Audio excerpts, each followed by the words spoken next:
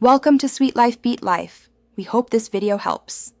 You start by removing power and draining the line so it's safe. This prevents shock and contamination. Once done, check the pump housing, connections, and mounting fasteners. Loose bolts cause misalignment.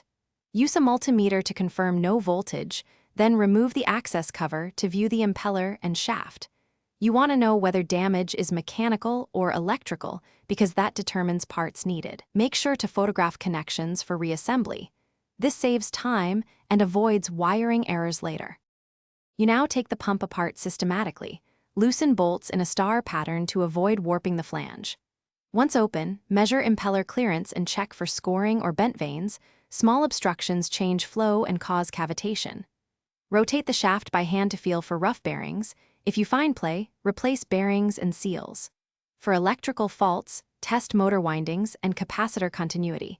Bad readings explain intermittent operation. Keep parts labeled so reassembly follows the exact reverse order.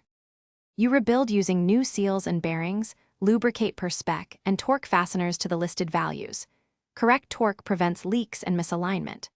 Once reassembled, refill and restore power cautiously. Run the pump at low load while watching for vibration, heat, and leaks because these reveal remaining issues. If noise, leakage, or poor flow persists, stop and verify shaft alignment, suction conditions, and impeller balance. One key troubleshooting tip. If vibration continues, check for a bent shaft or blocked suction. Those are common hidden causes. Thanks for watching. Consider subscribing if we helped you.